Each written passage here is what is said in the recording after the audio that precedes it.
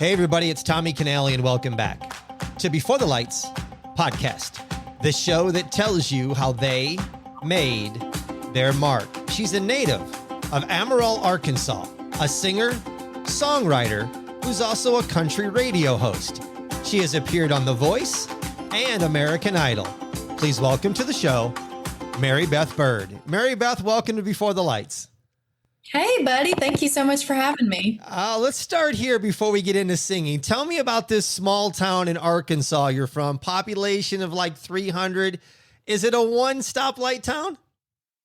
It really is a one stoplight town, which is hilarious to me. You instead of getting caught up by regular traffic, you get caught up by a lawnmower or a tractor in the road. Are people driving around and riding lawnmowers too on the streets? Yes, including me. You know, my brother and I do that for fun. We'll ride around the neighborhood in my dad's mower. So it's just kind of a thing. Speaking of your dad, tell me about his food truck, Big Bird Barbecue, that you've also worked on. Yes. So my dad is just like me. He's a man of many talents. He can never stick to just one thing. And I think that that's just how a creative mind works. So he, first started as a police officer, got tired of that. He actually got hurt on the job, then went to carpentry, didn't like that, then got into the food truck business where the rest is history. But he just loves making barbecue. You still working on the truck? No. So actually, he sold the truck about 6 months ago. And now he's on a new endeavor. So like I said, just a creative mind at work. Let's get into your singing and how it all started around the age of 3. And from my understanding is singing basically helped you overcome a stuttering problem. Tell me about that. Yes. So when I was very little, I had a stuttering issue. It was to the point where I honestly couldn't form a full sentence to people. And that was a result of, bullying and, all kinds of things that just went along with that. And my parents put me in speech therapy and nothing worked, nothing. Until finally they realized, they were like, well, when she sings, she doesn't stutter. So why don't we just push her to sing more? And then I just sang and just started to kind of, work on my craft at a young age. And I just realized that I couldn't live without singing. And yeah. Tell me, how has music rooted Marybeth since childhood? Because of music and singing in general helping me through that speech impediment, it just is. It's a root. It's a person, as an artist. And I feel like God, gives everybody a gift and it's up to us to use it or not. And so I just want to do something related to music, whether it being artist, representing an artist, songwriter, whatever it may be. I have to be in the music industry no matter what. Well, they definitely got you in the right field because you are fantastic at singing. I'll start there. When we get to your audition, I'm going to get more into it, but you are a beautiful singer. Thank you so much. I really appreciate that. You are welcome. At age 11, though, you released your first song, Don't Look the Other Way. Do you listen back to this and cringe, or do you listen back to it and go, okay, I had something there? Well, it's such a beautiful message. And I just recently went back and listened to it for the first time in forever because of the new movie, The Sound of Freedom, came out. And it was a total hit across America. And they were looking for musicians and songs and just all kinds of things to make up the soundtrack of the movie. And I was like, hey, I have a song. And so I played it for a few people that had to do with the movie.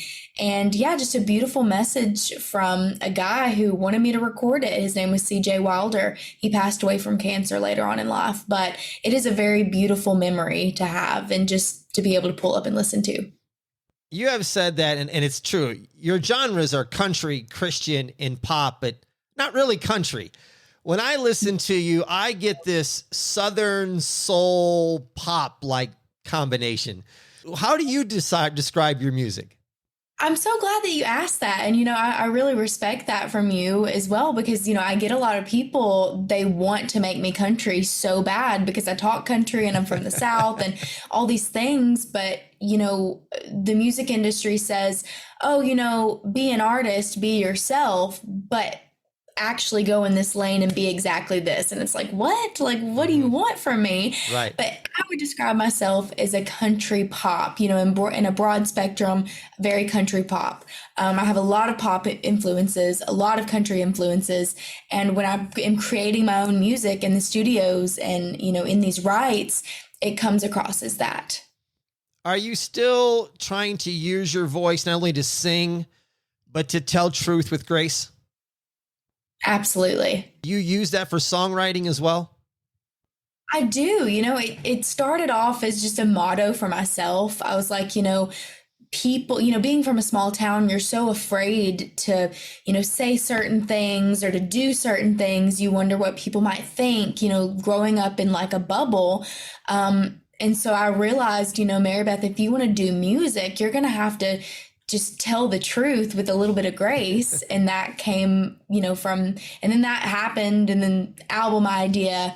And my team is really, really good in Nashville about, making me do that, tell the truth with grace with the songwriting, which has been a really beautiful thing.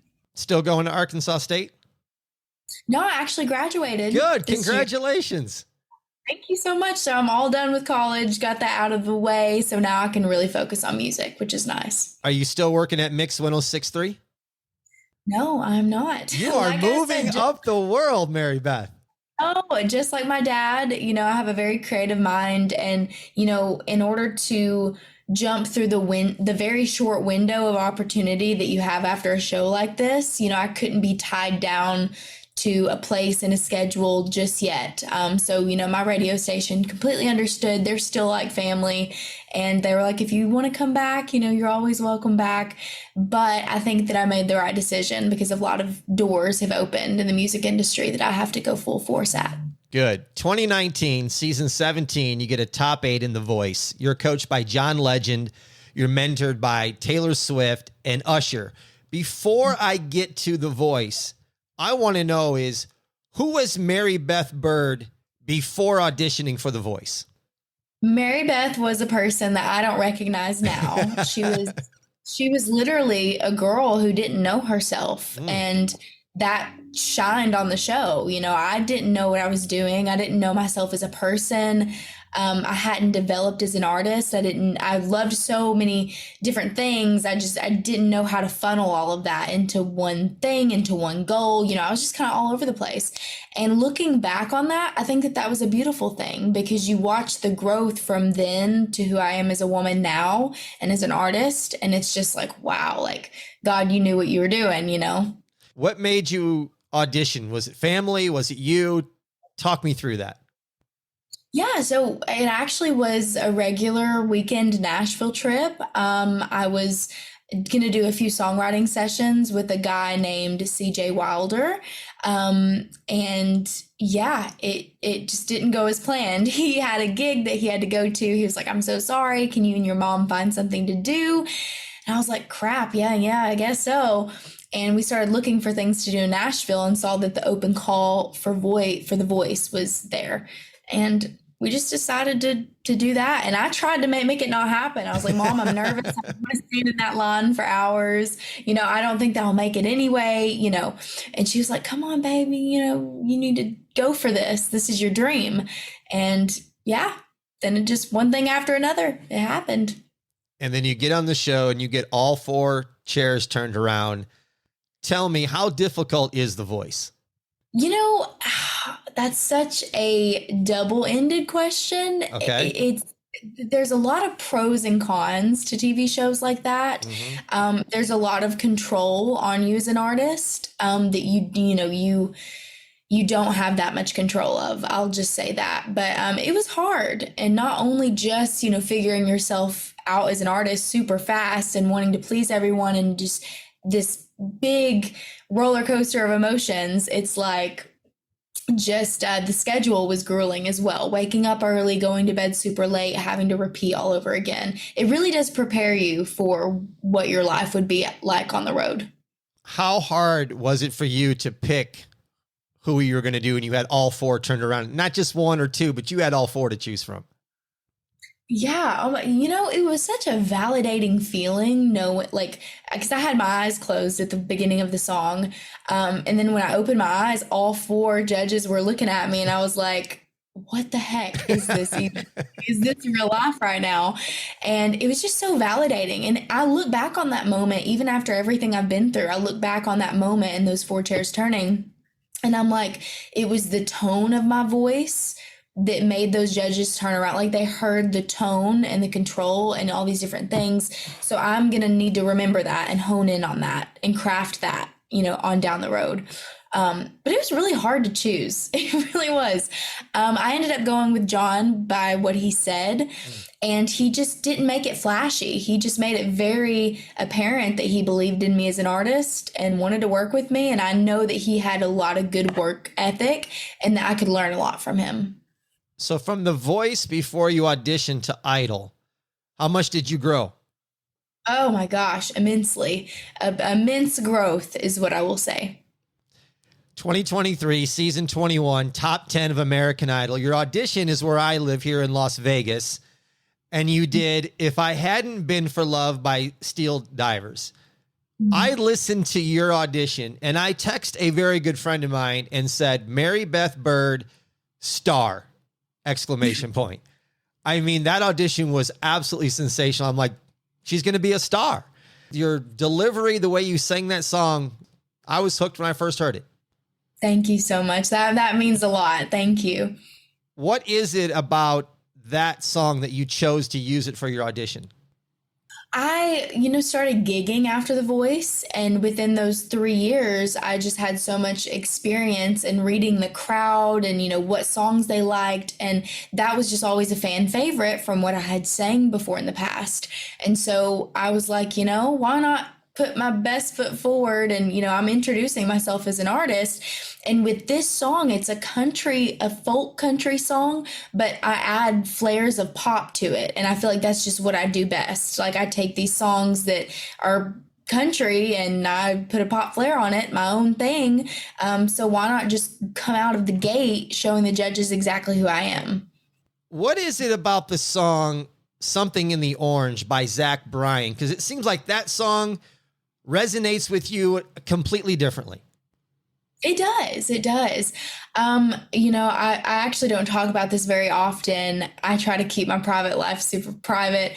But, a lot of people have questions about the show, and each time it would air, it was a different version of myself because of the timing of all of the filming. And, I was going through a lot of personal things, and, I chose to channel all of those personal experiences that I was going through in my life into each performance, each round. So the whole show of American Idol was just very emotional. It was therapy for me. You just know that it's not going to work. Like, it's just, I know that you're never coming home. And so I put all of my emotion and everything out on that stage. I was going through, ending a 6-year relationship. And so it just made it a little bit easier. So it was great. If you look back, is it Idol or is it Voice that was harder for you? Oh man. I think they were both harder for me in different ways. I think that The Voice was hard with, it being my first big experience in life. Like that was the biggest thing I had ever done in my short life. And then American Idol was harder for me because I put so much expectation on myself. Like, oh, you've done a show before, you'll be fine. Let's do everything right this time. Let's pick the right songs every single time. Let's do this, this, this, and this. And then falling short of my own expectations. And I think that was hard on me mentally. Easier or harder for you, being that you did The Voice on Idol, to actually soak up and appreciate all the moments that you were before you? Oh, 100%. I enjoyed American Idol, the experience, a lot more than I did The Voice, because during The Voice I was just so nervous. There was a lot of pressure, first time everything, and it was just a lot. And by the end of The Voice, I was ready for it to all be over. I really was. I was like, I'm tired. I want to get back to some normalcy. So then American Idol, I was like, I'm ready for this. you know that milestone that you hit in your 20s that they're like, a light bulb goes off and you figure out who you are. That was American Idol for me, and it really showed. How's life been for you since Idol? It's been good. It's been Good. really good. I wanted to hit the ground running, and I did. I've been doing a lot of networking in Nashville. I've put myself out there a lot more. I've just tons of networking. So I've kind of put a hold on gigs here and there, but I've been teaching vocal lessons, just having a lot of time to reflect and just chill, like work really hard, but also chill at the same time and finding that balance. I think that that's been key here. That's where I was going next, was your vocal lessons. When did you decide to start giving vocal lessons? Did somebody like urge you and say, Marybeth, you should be giving lessons? Yes. So Yeah. I actually had quite a few people reach out to me about 3 or 4 years ago. And ever since, I've just kind of been like trickling here and there, like doing a few students here and there. And it's just kind of turned into like, oh, well, let me just like run ads online and let me get students from all over the place. And, it's all over Zoom.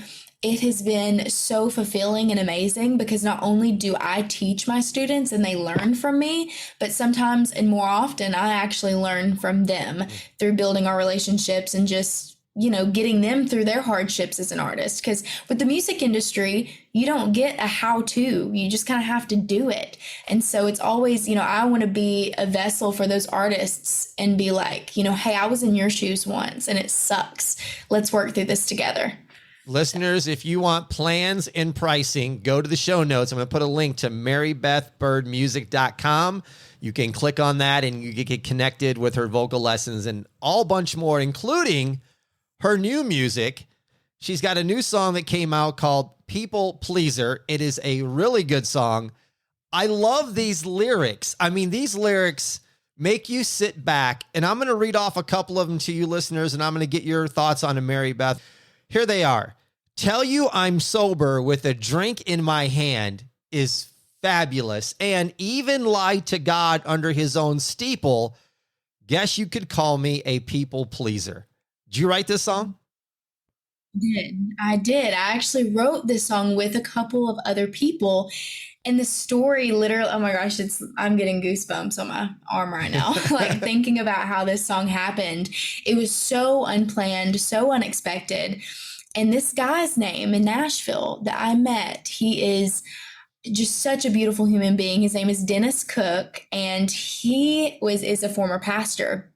And he said, Marybeth, like, you and I have this in common. We try so hard to be a people pleaser. People put us on this pedestal to be so perfect. And that's just not what it is. You're not going to be perfect. There's so many internal struggles that we deal with. We need to write a song about this. Happened in 30 to 45 minutes. We wrote and recorded that song. Completely made it happen. Was there a story that or where did it come from? It's really interesting because it's just as a whole, like just the subject of being a people pleaser and, thinking about all those times that you did try to be a people pleaser and how much of a struggle it is. So when you get to that pre-chorus where it's, I tell you I'm sober with a drink in my hand, hit rock bottom, saying it's God's plan, I'll take second place just to let you win. I'm tired of apologizing for your sins. It's just about being a person that's so for other people that you lose yourself, and it's grueling. And it's almost just like, maybe I don't want to be a pleaser anymore. Like I want to help people and I still want to, be this person that people want me to be, but just in my own terms. And I think that's what the song embodies. Listeners, again, go to the show notes. I'm going to put links to all this, including this 2 more songs I'm going to bring up. Tell me about Jesus in Jail. Oh my gosh, that one's a fun one. Because honestly, like I have such a close relationship with God, and, I want my music to always mention him, always have that string of faith throughout. But it is funny because I was driving down the road one day a couple years ago, and I was like I was praying. I was like, God, like this guy is bringing me away from you. Like he makes me want to kill somebody. Like I want to commit a crime because this guy he has me at that level, but I love Jesus. So like, what do you do? And so I was like, this guy has me between Jesus and jail. So I was like, that'd be a cool song to write. So yeah, we wrote that song a couple years later and decided to release it. So What about Just Ain't Right? Just Ain't Right. So that's actually before I met my Nashville team. That song is so important to me because I feel like every woman who's been in a relationship can relate to that feeling of the song.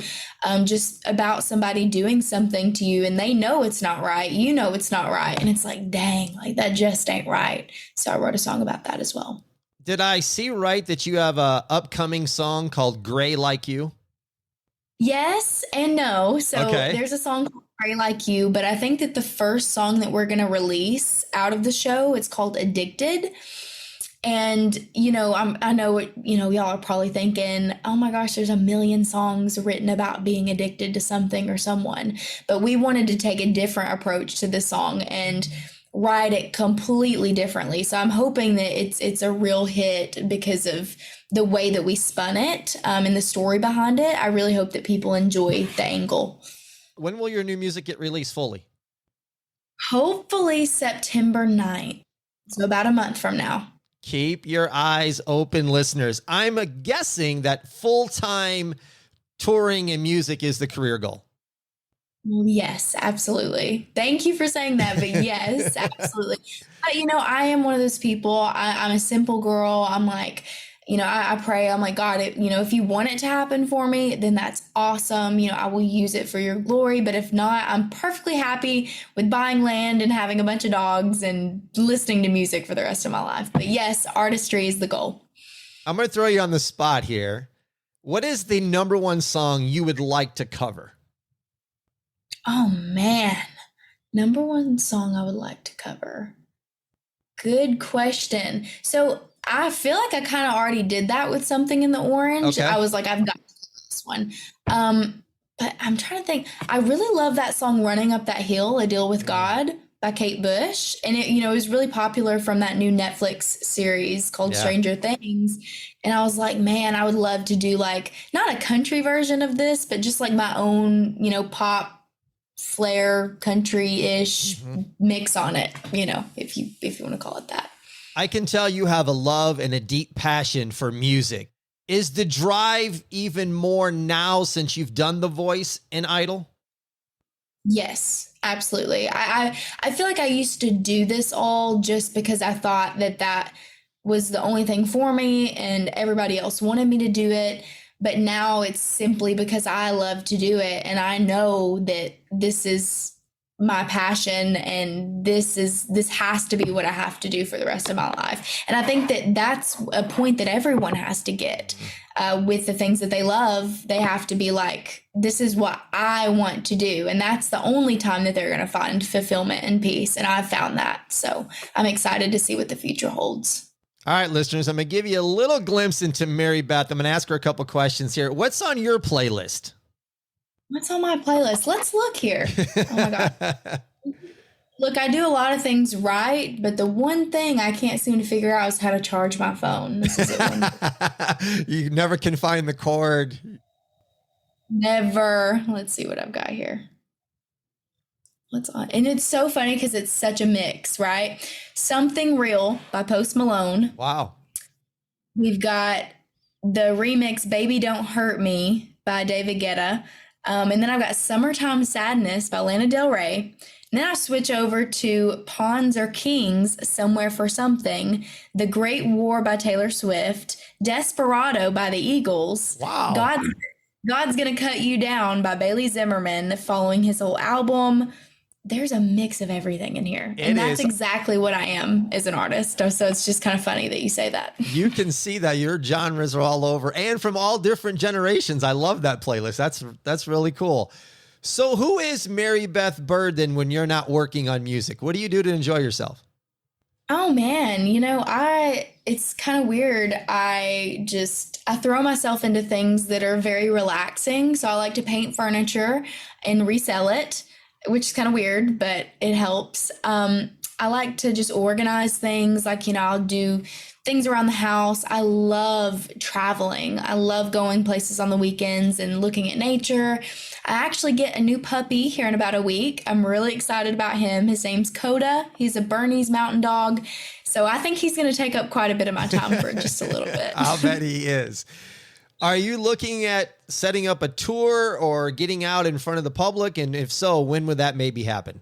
Yeah, I think that right now, especially for the rest of this year, I want to really relax and really just take some time, because that, coming off of a show like that, you just go, go, go, go, go. I think I've just been in a relaxing stage.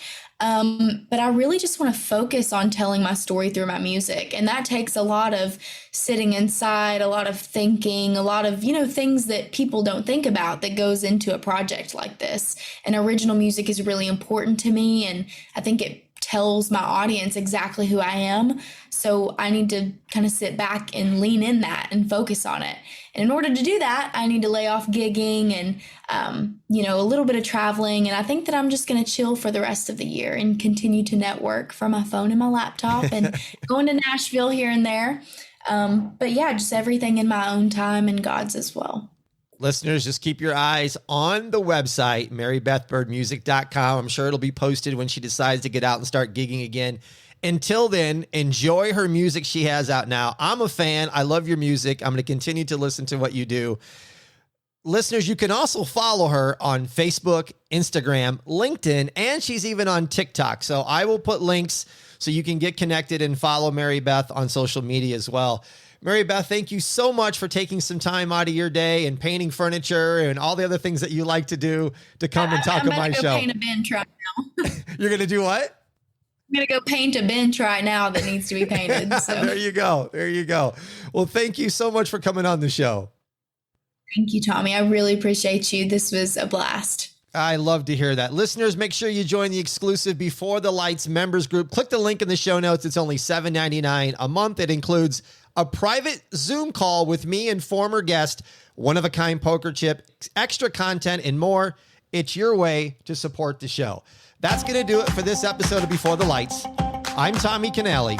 And until next time, everybody, I salute a chin chin.